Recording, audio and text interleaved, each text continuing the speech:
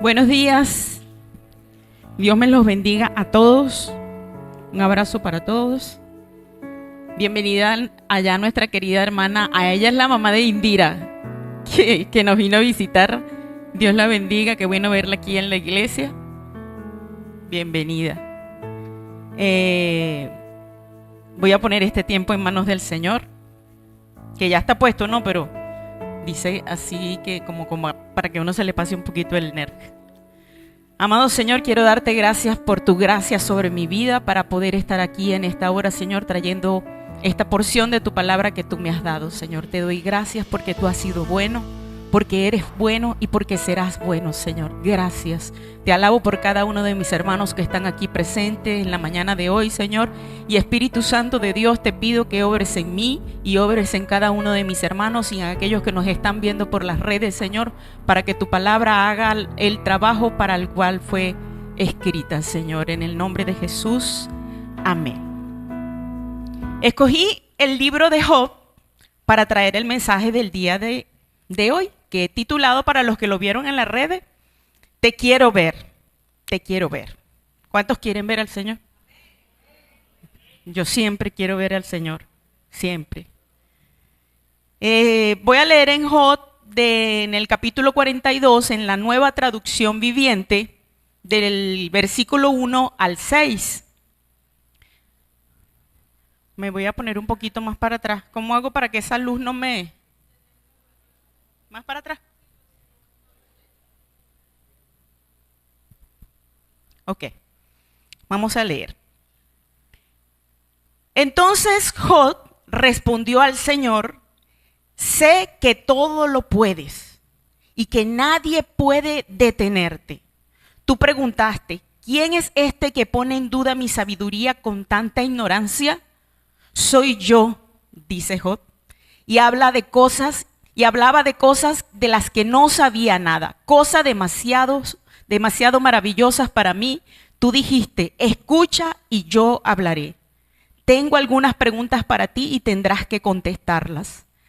Hasta ahora solo había oído de ti, pero ahora te he visto con mis propios ojos. Me retracto de todo lo que dije y me siento en polvo y ceniza en señal de arrepentimiento. Está hablando Job a Dios. Y ese es el último capítulo del libro de Job. Quiero aclarar el último versículo que dice: me retracto de todo lo que dije, y dice: y me siento en polvo y ceniza en señal de arrepentimiento. Esa es una señal que se usaba en la antigüedad en señal de arrepentimiento, de humillación, de búsqueda de más de Dios y menos del día a día, menos de mí, más de Dios.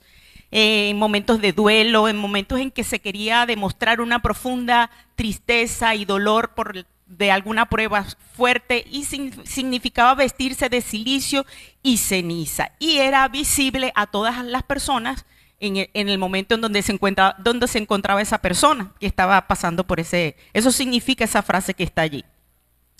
En estos versículos que acabo de leer, son 6 versículos, se aprecia en general que Job reconoce ante Dios su ignorancia en cuanto a su poder y su soberanía. Él está haciendo ver al Señor que está arrepentido de las cosas que había dicho y que está reconociendo que es ahora cuando verdaderamente está conociendo al Señor, que él había escuchado y que sabía quién era Dios, pero que era hasta ahora que de verdad sus ojos le estaban viendo, sus ojos le estaban reconociendo. Eso es lo que esos 6 versículos dicen más o menos. Pero, ¿por qué en este último capítulo del libro de Job, por qué se arrepiente Job? Para los que han leído, porque sé que es una historia muy conocida, al principio, en el prólogo, en donde están el capítulo 1 y 2 del libro de Job, Dios dice que Job era un hombre intachable, era un hombre con una moral, única, un hombre temeroso de Dios. Y uno se pregunta, entonces, ¿por qué en el último capítulo, si yo solo leyera por porciones el libro y no en forma correcta, ¿por qué entonces Job se arrepiente si el Señor dice en la primera parte que era un hombre intachable, que era un hombre bueno? ¿Qué sucedió? voy a hacer un muy breve resumen de por qué Job llegó a este punto de arrepentimiento delante del Señor en ese capítulo 42. Resulta que, bueno, ya sabemos de su carácter, ya se los mencioné, pero aún así viene una de las cosas más misteriosas que podemos ver en la palabra de Dios, que nos hemos preguntado muchas veces, ¿por qué Dios permitió esto? Y resulta que el Señor permitió que Satanás probara a Job. ¿Por qué lo hizo? No tengo la respuesta precisa para decirles por qué lo hizo. Es un misterio que el Señor quizás nos revelará algún día o quizás no. Pero hay ciertas suposiciones que nos damos y llegamos a conclusiones del por qué lo hizo. Sin embargo, les digo, ¿qué hizo Satanás? Bueno, el Señor le permitió que lo hiciera. Le tocó el bolsillo. Ustedes saben lo que significa andar apretado económicamente. Bueno, el Señor le quitó todo lo que tiene que ver con sus bienes, sus riquezas y absolutamente todo lo que tenía que ver con esas cosas con las que él se sostenía. Le quitó a gran parte de su familia. Y si duele perder a uno, imagínense perder a cantidad de tu familia al mismo tiempo. Y la más dramática de todas, porque uno podrá enfrentar ciertas cosas, pero qué triste es estar enfermo. Es horrible cuando uno pasa por pruebas de salud y no ve salida, es muy fuerte. Pues este hombre estaba viviendo las tres cosas al mismo tiempo: pérdida de la riqueza, de su familia y de su salud. Bueno, ya el Señor nos dirá más adelante y vamos a ver si aquí logramos entender un poquito por qué el Señor también lo hizo. Entre el resumen les digo, los amigos de Job estaban convencidos de que Dios prospera al que se porta bien, al que es inocente, al que no peca. Eso es lo que ellos transmitían a Job. Y que castiga a los culpables, al pecador, al que se porta mal. Ellos querían convencer a Job de que Job había cometido un pecado terrible. Tú tuviste que cometer algún pecado terrible para que esto te esté ocurriendo. Es que es así porque Dios no va a hacerle eso a una gente que se porta bien. Y bueno, a veces aparecen algunos amigos así, pero estaban acusándolo y él se defendió de sus amigos a capa y espada. Él insistió que no, que él era inocente y pudiéramos decir pues que sí, porque repito, me voy otra vez al principio del libro y el Señor dijo que era un hombre intachable, un hombre bueno, pues con una moral de honestidad y de integridad delante de los ojos del Señor. Entonces él se justificó y llegó al punto de aborrecer la vida y querer morir. Job habló demasiadas cosas inadecuadas, cosas muy tristes, imprudentes, que vivían su dolor agonizante. Y yo sé que muchos de los que están aquí, a mí me ha pasado, que en medio de una prueba uno llega a decir cosas que no debe decir, pero las dice. Dice cosas en medio del dolor, en medio del desgarro que estás viviendo en esas pruebas tan fuertes, como Job, que no debe decir.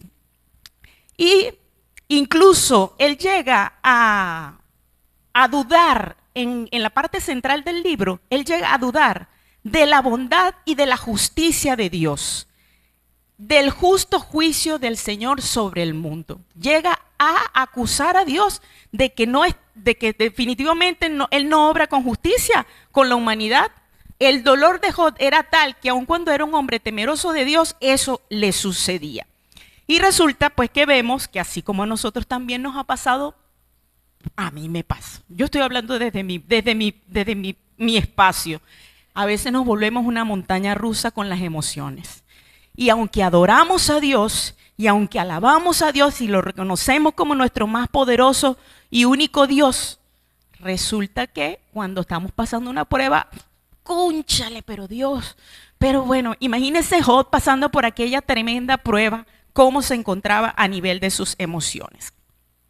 Entonces, por eso yo llego a la conclusión de que en esos 6 versículos de hoy, por eso pienso yo que Job tuvo que arrepentirse, no porque él se haya buscado que le ocurrieran las pruebas que le ocurrieron, no fue por un pecado que él hizo, sino por la mala actitud que él asumió delante de la circunstancia que le estaba pasando. Fíjense que llegó al punto de maldecir el día en que había nacido. Llegó a desear morir. Se quejó del Señor, lo acusó de que no aplicaba bien la justicia a la humanidad. Habló más allá de su conocimiento, de lo que él sabía, sacó a pasear la lengua más de lo que debía. De eso se estaba arrepintiendo Job, en esos 6 versículos que están allí en la pantalla. Entonces, todo esto ¿por qué? Debido a la terrible prueba que le estaba ocurriendo pasar, o sea, estaba tan atribulado que empezó a decir cosas sin pensar, a soltar, y él creía en el Señor. En un momento decía que era poderoso, pero en otro no, y así estaba en medio de su dolor. Por eso me quiero tomar el atrevimiento, y voy a explicar por qué es un atrevimiento, de hablar por qué Dios permite el sufrimiento en Job o en cualquiera de nosotros. Y digo atrevimiento porque no soy nadie delante del Señor para decir por qué Dios nos permite sufrir. Pero, ¿de dónde lo saco? Lo saco de porciones que leo en la palabra de Dios, y lo saco de experiencias que veo en mis hermanos, y principalmente de la experiencia que me toca vivir a mí y que me ha tocado vivir a mí. De allí me voy a atrever a suponer por qué Dios permite el sufrimiento en cada uno de nosotros. Cuando nosotros leemos el libro de Job, cuando por primera vez lo empezamos a leer, vamos leyendo y vemos ese desastre que le acontece a este hombre, y uno cree que en algún momento va a encontrar en el libro alguna respuesta de por qué él está sufriendo, y resulta que no, y vas dándole y dándole, y no consigues directamente una respuesta de por qué él estaba pasando por ese sufrimiento. Entonces nos preguntamos, ¿por qué hay sufrimiento en los hijos de Dios? Y lo primero que sé que cada uno de ustedes sabe también es que es inevitable el sufrimiento porque estamos en un mundo caído. En un mundo donde el príncipe que gobierna los aires es Satanás. Eso es algo que nosotros debemos estar claros y bien firmes y bien plantados, sabiendo que ese es nuestro enemigo aquí en la tierra. Pero gloria a Dios porque contamos con el Señor, que es más fuerte y poderoso. Amén. Entonces, Dios nos ha dado a nosotros un regalo especial, y es el regalo del libre albedrío. Él nos ha dado la oportunidad de decidir, de obedecer la instrucción, de seguir sus mandatos y de no hacer las cosas indebidas. Y tenemos también la opción de elegir hacer lo indebido, no seguir las instrucciones, no seguir los mandatos, pero cada una trae consecuencias. Hablando del pecado en sí, si usted se porta bien, en cuanto al pecado, hablando literalmente, lo más seguro pues que no haya ninguna consecuencia. Pero si usted está pecando, tenga por seguro que aunque sea oculto, ese pecado va a traer una consecuencia a usted, y va a ser radioactiva. Y no solo radioactiva, sino en el tiempo puede seguir llevando a los demás daño. Eso es uno de los motivos por los cuales podemos llegar a sufrir y pasar el dolor amargo aquí en la tierra.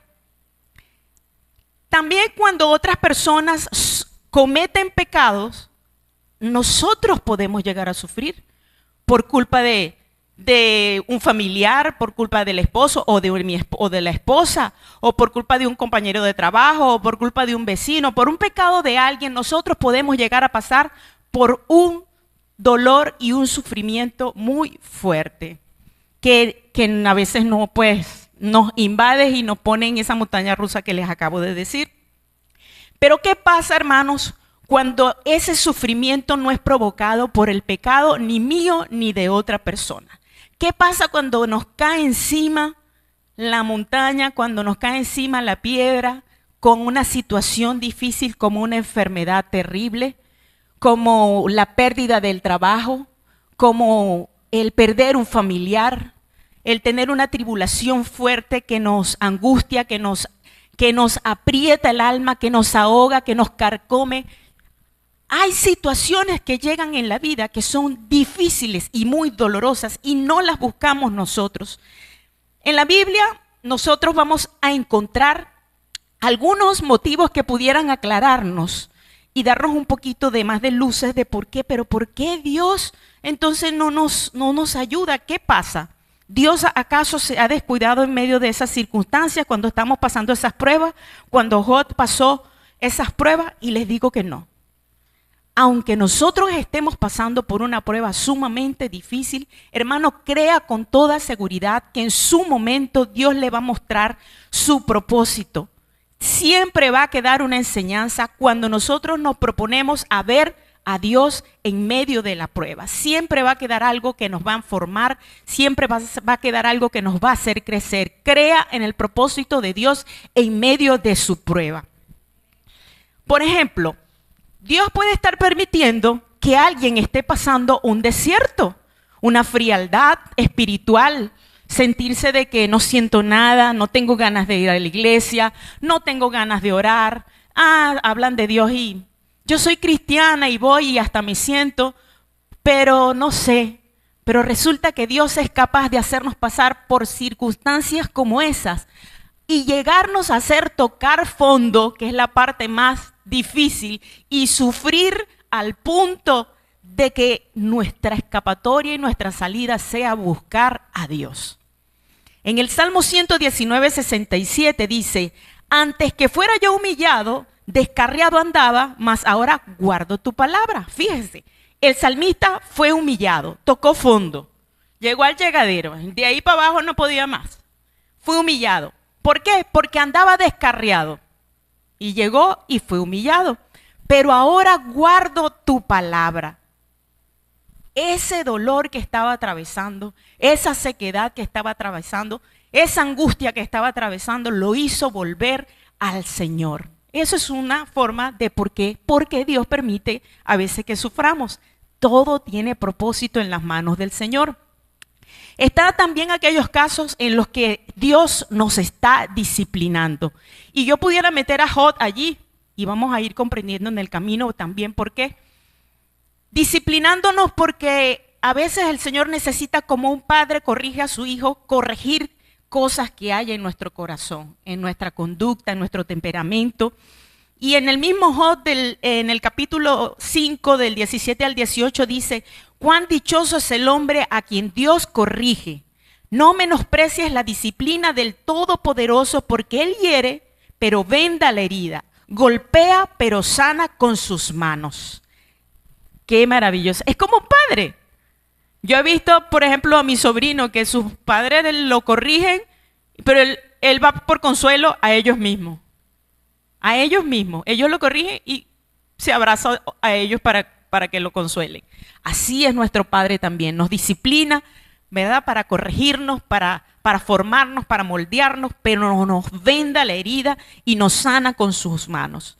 En Hebreos 12:11 dice: y es verdad que ninguna disciplina, ese no lo sabemos, ¿verdad?, que al presente parece ser causa de gozo, sino al contrario, de tristeza, pero después da fruto apacible de justicia a los que en ella han sido ejercitados.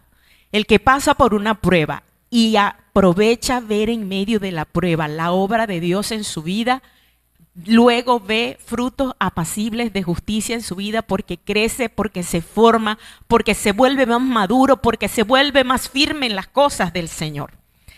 Y esta es como un trabalengua para mí. En 2 de Corintios 1:4, él dice: el cual nos consuela en todas nuestras tribulaciones, para que podamos también nosotros consolar a los que están en cualquier tribulación, por medio de la consolación con que nosotros somos consolados por Dios.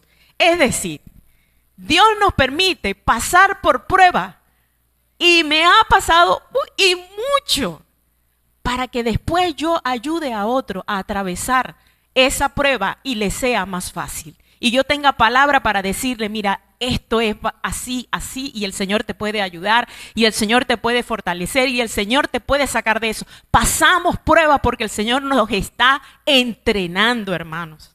También por eso pasamos prueba.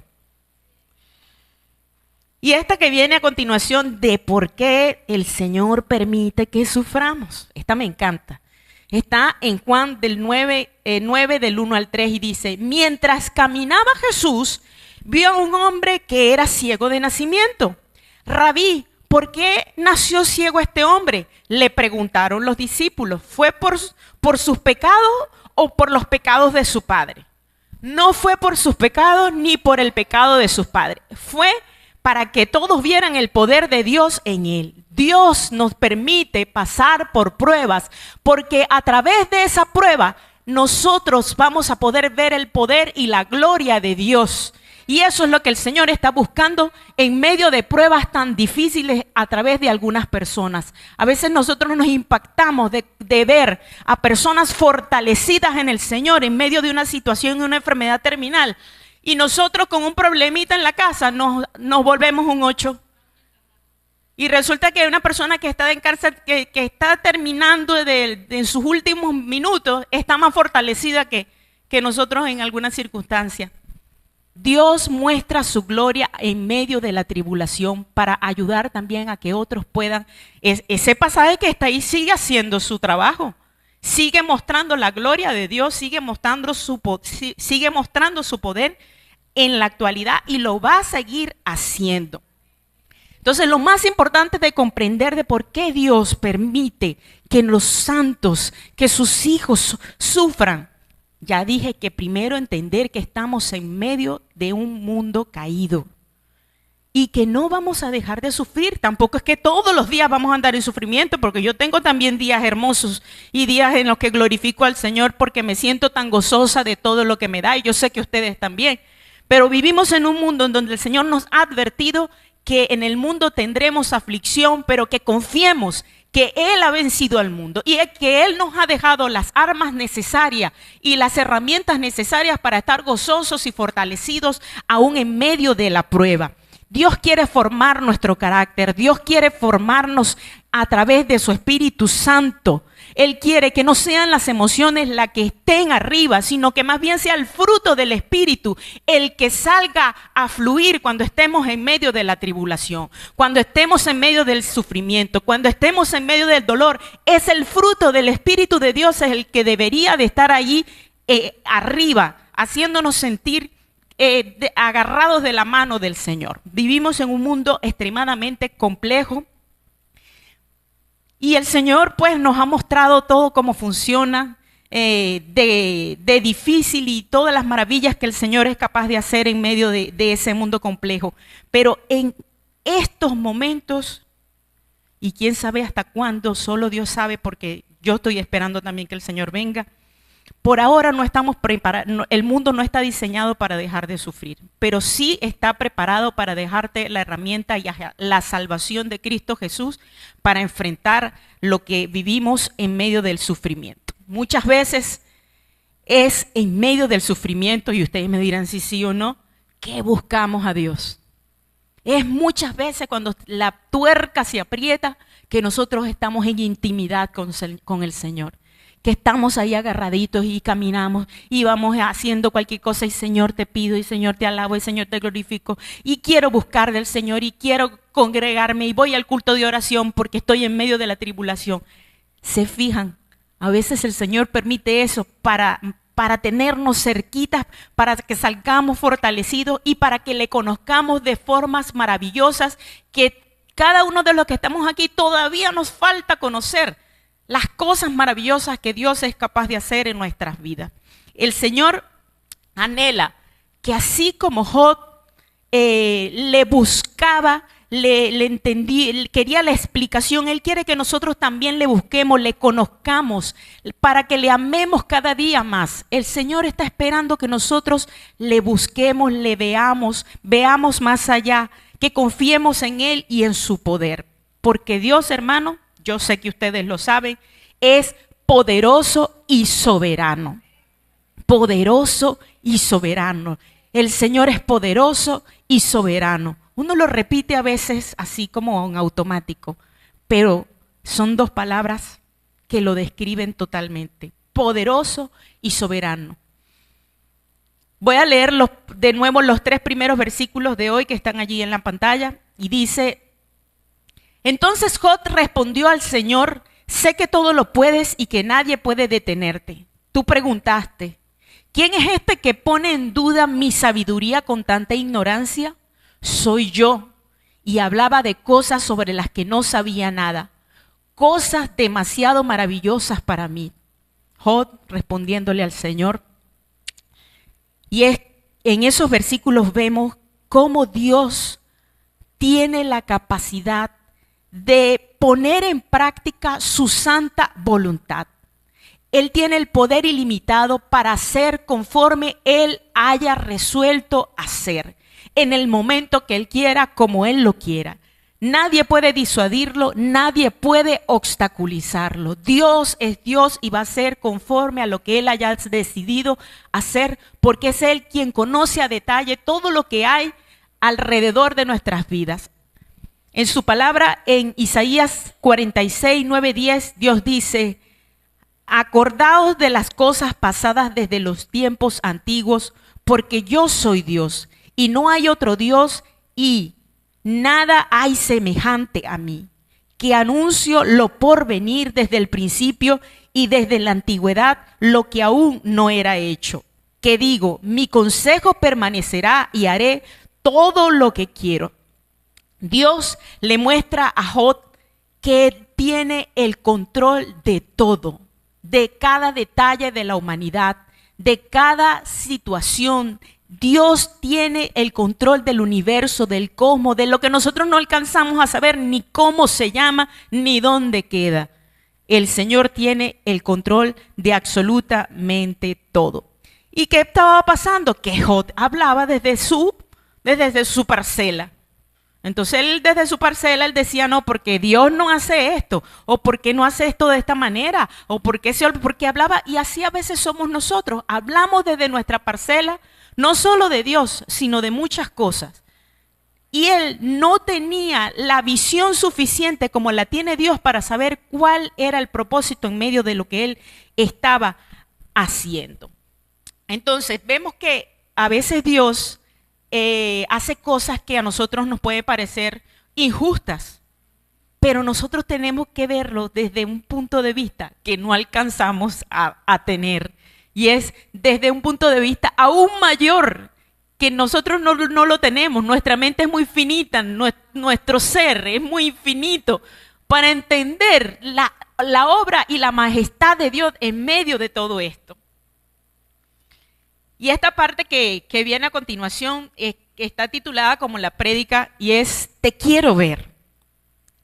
Vamos a leer los dos últimos versículos de hoy, que son: hasta ahora solo había oído de ti, pero ahora te he visto con mis propios ojos. Me retracto de todo lo que dije y me siento en polvo y ceniza en señal de arrepentimiento.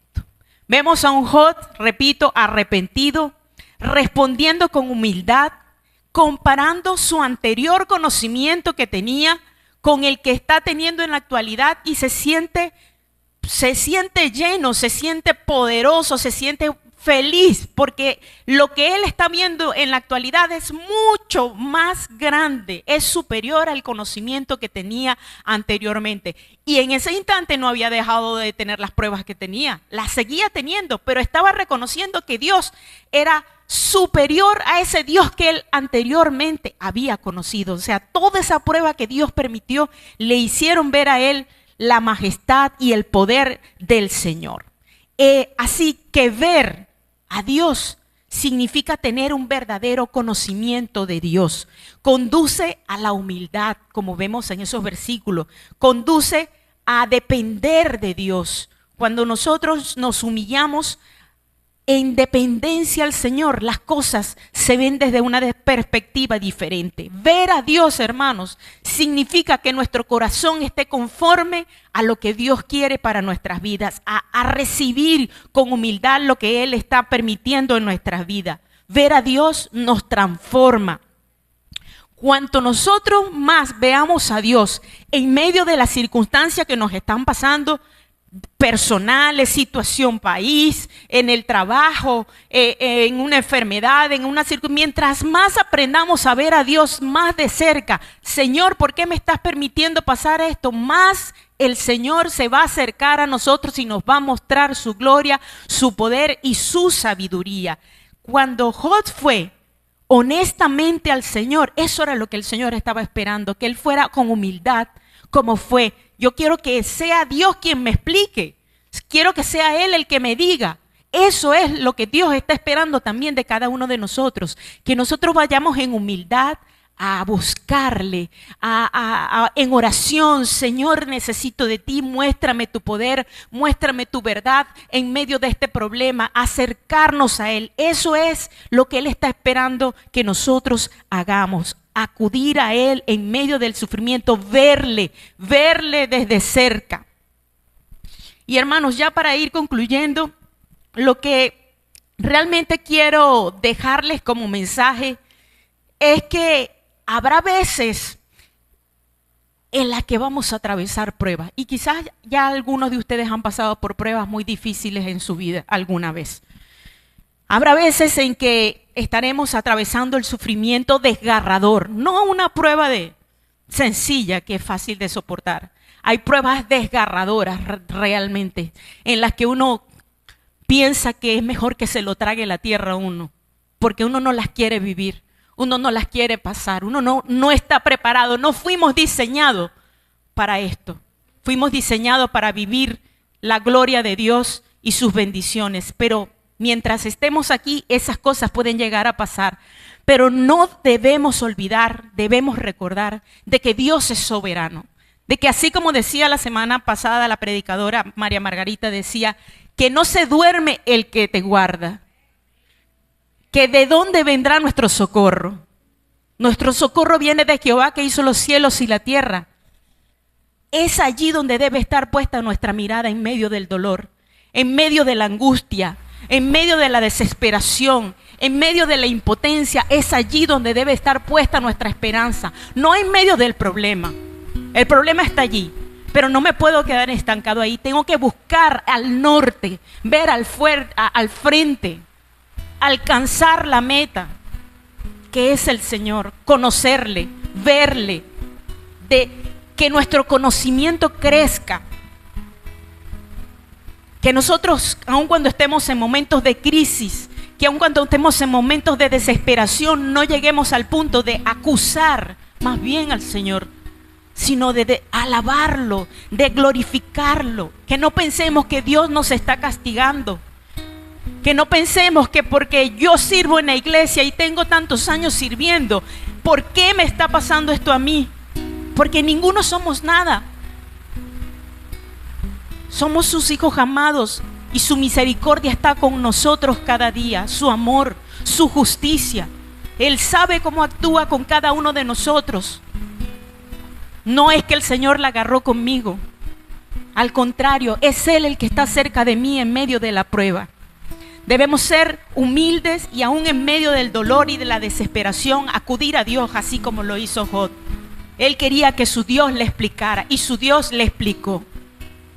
Es a Dios a quien tenemos que alabar aún en medio de la prueba.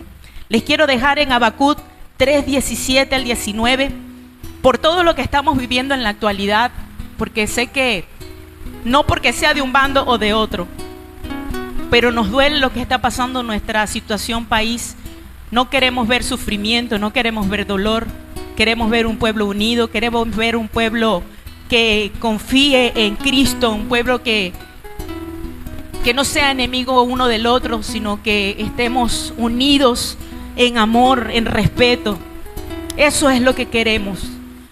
Puede que estemos pasando pruebas en casa de la economía, puede que estemos pasando una prueba de la pérdida de alguien muy cercano, puede que estemos atravesando pruebas muy duras en las que nos estamos enfrentando.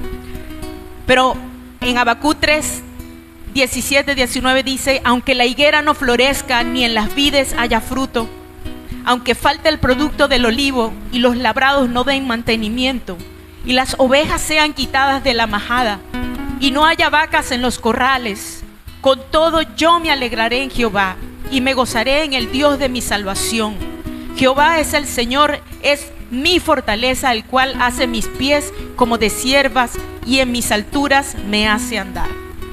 Amado Dios, quiero poner ante tu presencia a cada uno de mis hermanos, incluso aquellos que no han venido la mañana de hoy, Señor, y aquellos que por las redes tienen la oportunidad de escuchar el mensaje, Señor, para que nosotros podamos recibir de tu parte tu bendición, Señor, y que tú nos llenes a través de tu Espíritu Santo con el fruto de tu Espíritu, que tú nos des la firmeza, la fuerza y la valentía, Señor, aún en medio de la circunstancia difícil que nos toca vivir, Señor. Ayúdanos y llénanos de tu presencia, de tu verdad. Queremos verte, Señor. Queremos conocerte más profundamente. Queremos llenarnos de ti. Queremos ser fuertes y firmes en medio de la circunstancia e ir en contra de la acechanza del enemigo que ha venido para hurtar y para matar, Señor, y para destruir. Señor, yo te pido que tú nos llenes de fortaleza, que tú pongas en nosotros el revestimiento de la armadura de Dios para llenarnos de tu fuerza, de tu verdad, Señor, de la llenura de tu Espíritu. Llénanos, Señor, llena nuestro corazón, llena nuestra alma, llena nuestra mente, nuestro ser, nuestros huesos, nuestras carnes, Señor, de tu presencia. Y que en medio del dolor tú seas nuestra mirada, Señor, tú seas nuestro norte. Te alabo, Señor, en el nombre de Jesús. Amén.